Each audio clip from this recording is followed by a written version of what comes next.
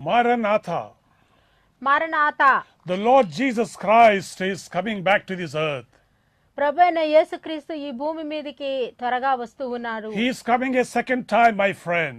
అతను ఈ భూమి మీదకి ప్రభువు రెండవసారి వస్తూ ఉన్నారు. And he is coming more sooner than we all expect. మనమందరము కూడా ఊహించిన దానికంటే కూడా త్వరగా వస్తున్నాడు. Because as we look at Israel, మనము ఇజ్రాయేల్ని చూసినట్లయితే Israel is the world's wall clock for prophetic fulfillment.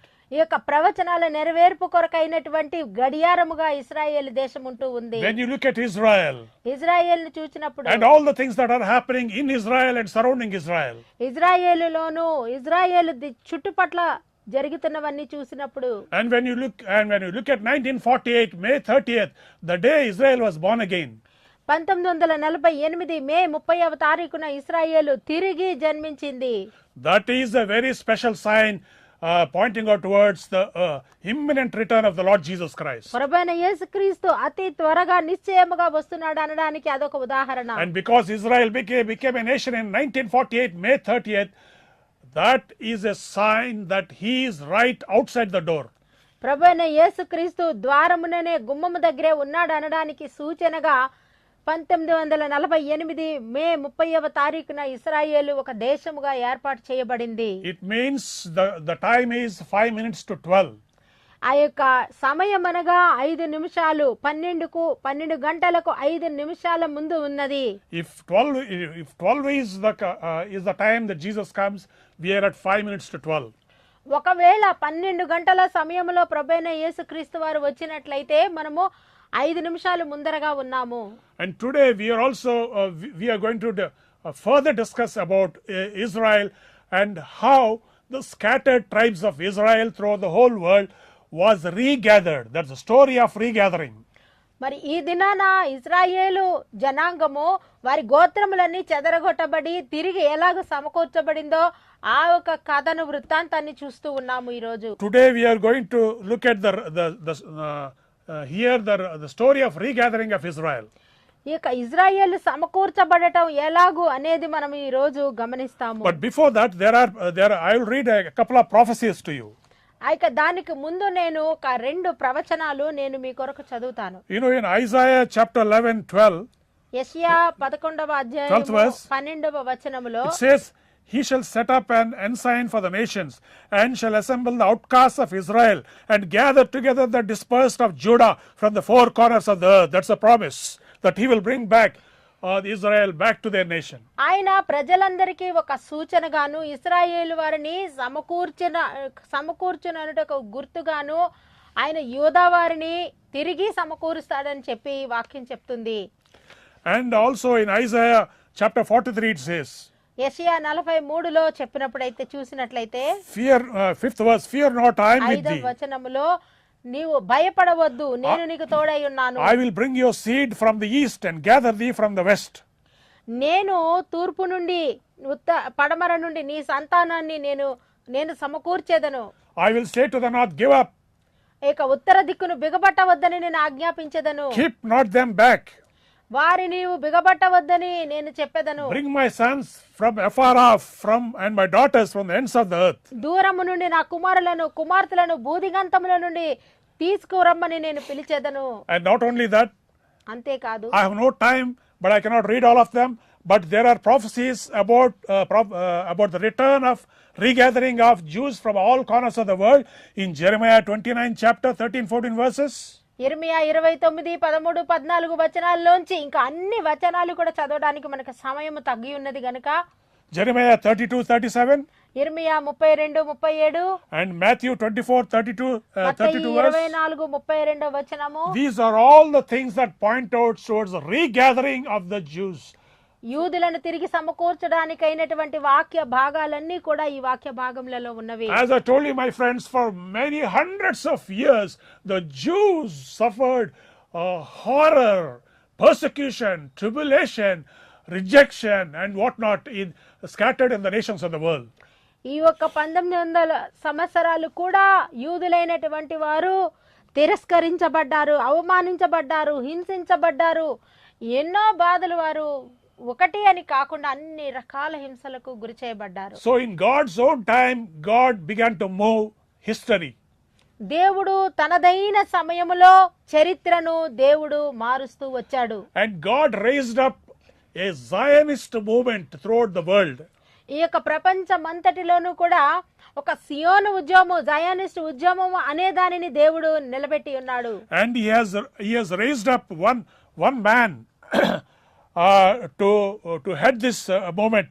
He is called as Theodore Herz.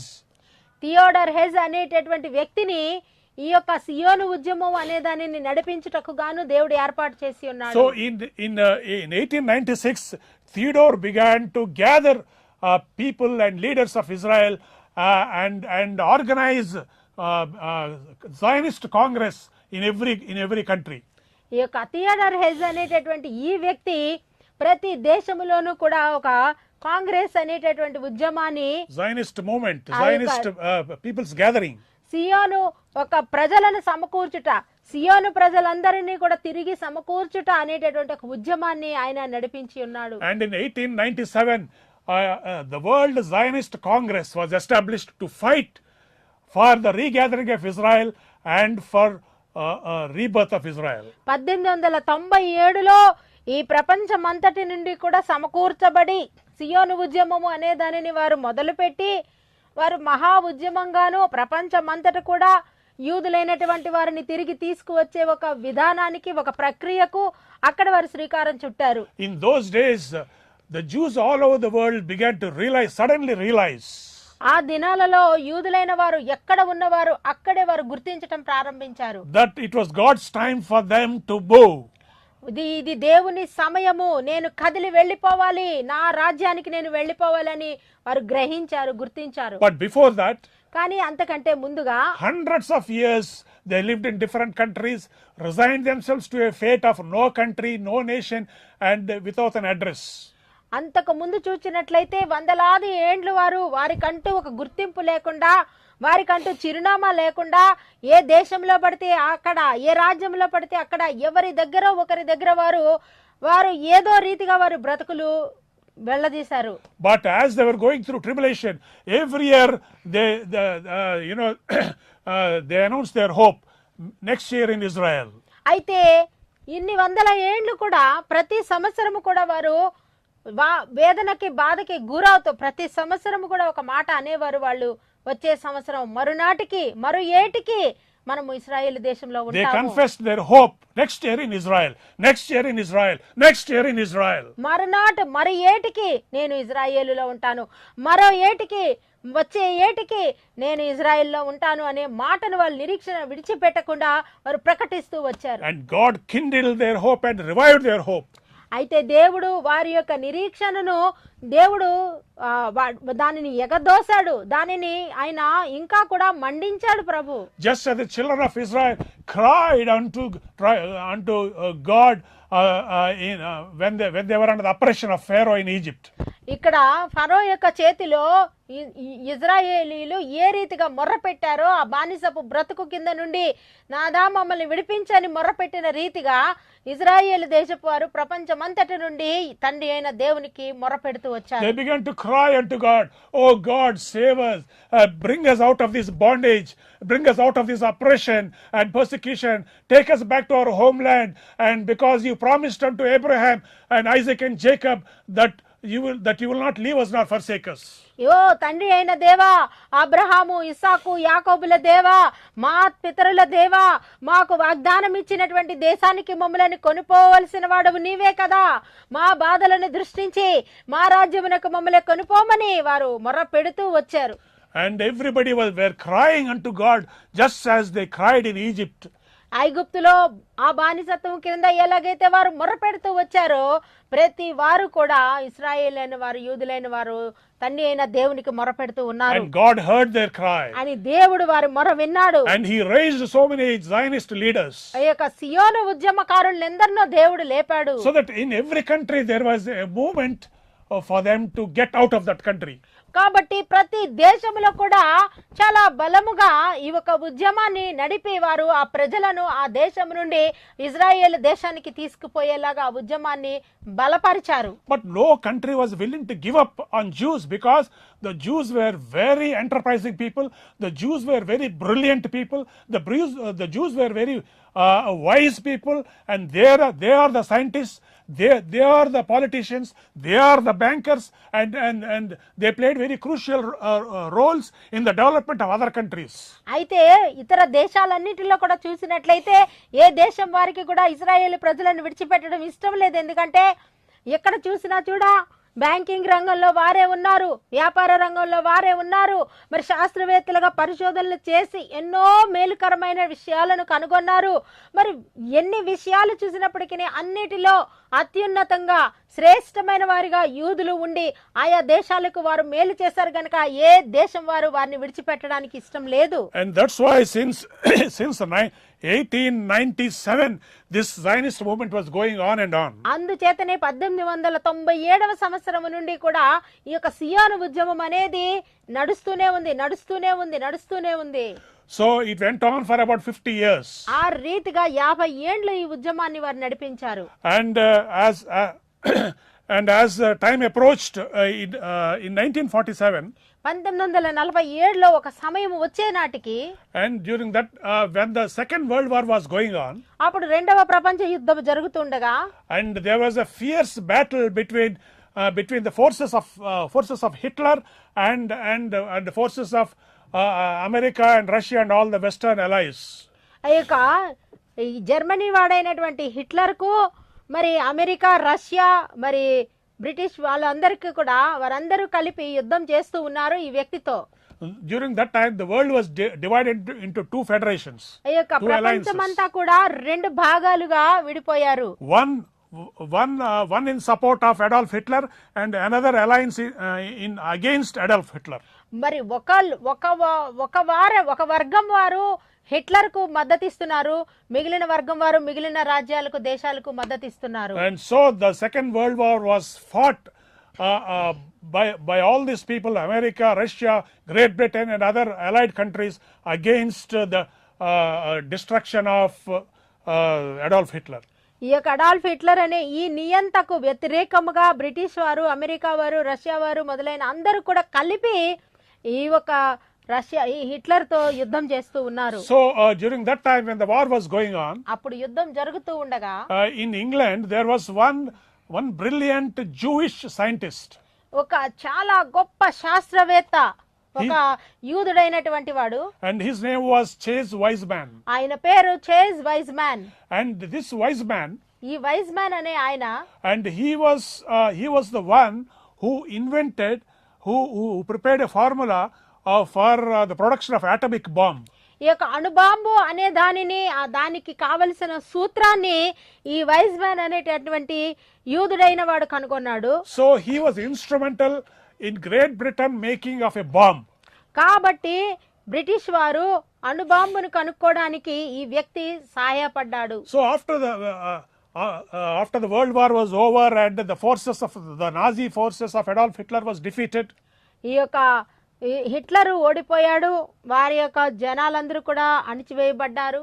and during that time the Queen of England, ఆ సమయంలో క్వీన్ ఎలిజబెత్, మహారాణి Elizabeth అమ్మ, and she called this Jewish scientist Wiseman, ఈ యొక్క యూదుడైనటువంటి వైజ్మ్యాన్ ను ఈమె పిలిచింది.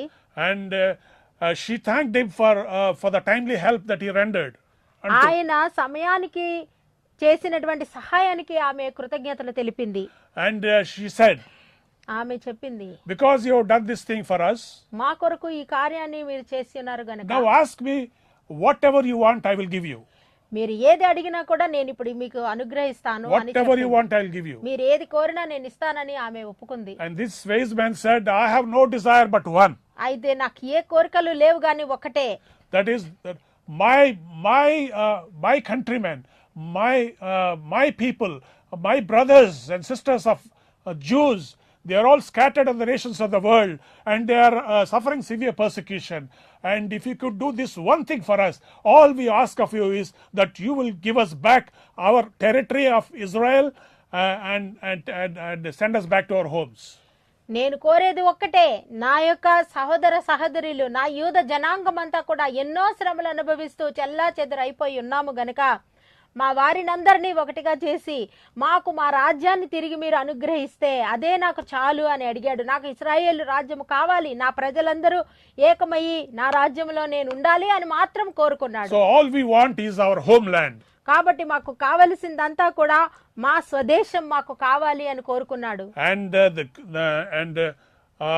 the Queen of England, soon after discussing the thing with America and other allies, she finally declared the state, the reformation and rebirth of the nation of Israel in 1948, May 30th. కాబట్టి Elizabeth మహారాణి తాను ఇచ్చిన వాగ్దానం ప్రకారము వారందరితో కూడా చర్చించి వారిని ఒప్పించి ఆమె ఇశ్రాయేలు దేశాన్ని ఆమె ప్రకటన చేసింది. యూదులైన వారికి ఇశ్రాయేలు దేశాన్ని ఆమె ఇవ్వడానికి ఒప్పుకుని ఇచ్చివేసి ఉన్నది. And that's how my friend Israel became a nation in 1948. ఆ రీతిగా 1948వ సంవత్సరంలో ఇశ్రాయేలు ఒక దేశముగా ఏర్పడింది. ఆ రీతిగా 50 years before that, 50 సంవత్సరాల దానికి ముందు or 100 years before that, లేదా 100 ఏండ్ల ముందు the nation of Israel was a dream. Israel దేశము అంటే ఒక కల మాత్రమే. It is a daydream. అది పగటి కల కూడా. It is a dream that can never be fulfilled. అది ఏ నాడు కూడా నెరవేర్చబడని కల. But God always intervenes in the middle of the history. అయితే ఎప్పుడు కూడా దేవుడు చరిత్ర మధ్యలో కలగజేసుకునే చరిత్రకారుడు చరిత్ర అయి ఉన్నాడు. God has not given up upon the nations of the world. ఆయన ఈ ప్రపంచంలో ఉన్నటువంటి ప్రజలను ఆయన విడనాడువాడు కాడు. He is behind the election of US president. He is behind the election of Russian president. ఆయనే అమెరికా ప్రెసిడెంట్ ఎలక్షన్ వెనకాల ఉన్నవాడు ఆయనే. రష్యా ప్రెసిడెంట్ ఎలక్షన్ వెనకాల ఉన్నవాడు ఆయనే. And God intervened in this part of the year in history, and He saw to it that the nation was born against all odds, against all expectations. దేవుడు ఈ ఇశ్రాయేలు ఒక దేశముగా ఏర్పడడానికి ఆయన కారణభూతుడు గనక, ఆయన ఉద్దేశించి ఉన్నాడు గనక, సమకూర్చి ఉన్నాడు. అందరి హృదయాలను కదిలించి ఇశ్రాయేలును ఒక దేశముగా దేవుడు అప్పగించి ఏర్పాటు చేసి ఉన్నాడు. My believer friend, కాబట్టి నా విశ్వాసి స్నేహితులారా, all is not over. అంత అయిపోయిందని భ్రమించవద్దు. All is not over. అంత అయిపోలేదు. God has not given up on you. దేవుడు నిన్ను గురించి నీ చెయ్యి విడిచిపెట్టలేదు. You may have committed so many mistakes. ఒకవేళ నీవు ఎన్నో పొరపాట్లు చేసి ఉండొచ్చు. Or maybe you have given up in your battle life. ఒకవేళ నీ పోరాటం భరించలేక నువ్వు విడిచిపెట్టుండొచ్చు. And maybe the devil told you all is over. కాబట్టి సాతాను అనుండొచ్చు అంత అయిపోయిందని.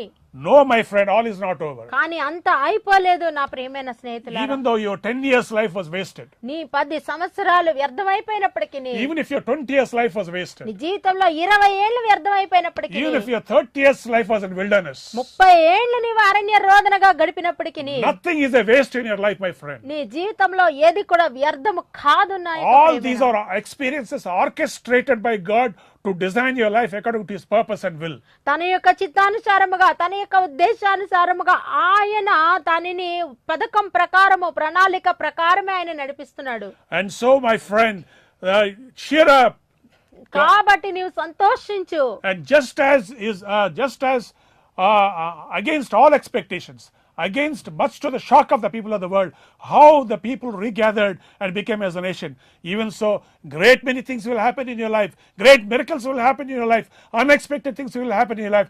Things that will shock the people, your family members, the society, and people around you. People who mocked at you will once again, they will be shocked to see you resurrected from your death.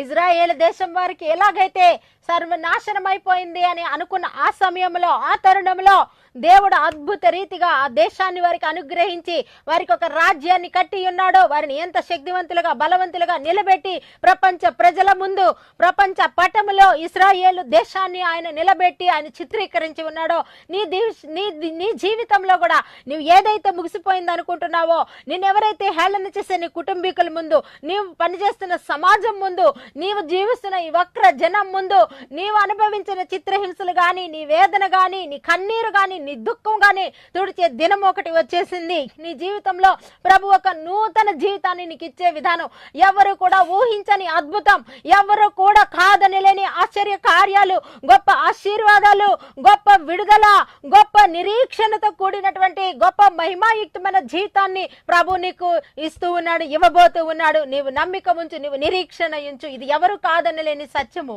So have faith in God and be faithful to God. కాబట్టి దేవునిలో నీ విశ్వాసం ఉంచు, దేవునికి నమ్మకస్తుడుగా Because ఉండు. Jesus said, I'll come again. ఎందుచేతనంటే ప్రభు అంటున్నారు, నేను మరలా వస్తున్నాను. I'm going to prepare a place for you there. ఇదిగో నేను మీ కొరకు అక్కడ ఒక నివాసాన్ని నేను సిద్ధపరుస్తున్నాను. So that when I come again, I will take you to those mansions. కాబట్టి నేను తిరిగి వచ్చి మరలా మిమ్మల్ని నాతో కూడా ఉండి లాగున తీసుకొని పోతానంటున్నాడు ప్రభు. So he is coming back to take us to the heavenly mansions. కాబట్టి ఆయన ఆ పరలోకంలో ఆ నిత్యమైన నివాసములలో మనలను తీసుకుపోవడానికి ప్రభు వస్తూ ఉన్నాడు. Cheer up. నీ ఉత్సాహించు, All is not over. అంతా అయిపోలేదు. God has not given up on you. దేవుడు నిన్ను విడిచిపెట్టలేదు. God has not given up on you. దేవుడు నిన్ను విడిచిపెట్టేవాడు కాడు. He will do the best in your life. నీ జీవితంలో ఆయన అతి శ్రేష్టమైన దానిని చేయవాడు. All you have to do now is నీవు చేయవలసిందంతా rededicate your life to నీ God. జీవితాన్ని తిరిగి ఆయనకి సమర్పించుకో. Let the few years that is left before you, నీ ముందున్న ఈ కొద్ది సంవత్సరాలైనా కూడా you live it fully for him. నీవు ఆయన కోసమే పూర్తిగా జీవించు. Don't go after the rat race of the world. ఈ లోకంలో ఎలకలు పరిగెత్తే విధానంలో నువ్వు పరుగులెత్తకు. But you be watchful, you be prayerful, look to the coming of the Lord. నీవు ప్రార్థించు, నీవు మెలకువగా ఉండు, నువ్వు ప్రభు రాకడ కొరకు నువ్వు కనిపెట్టి సిద్ధపడు. God bless you. దేవుడు మిమ్మల్ని దీవించును గాక. Amen. ఆమేన్.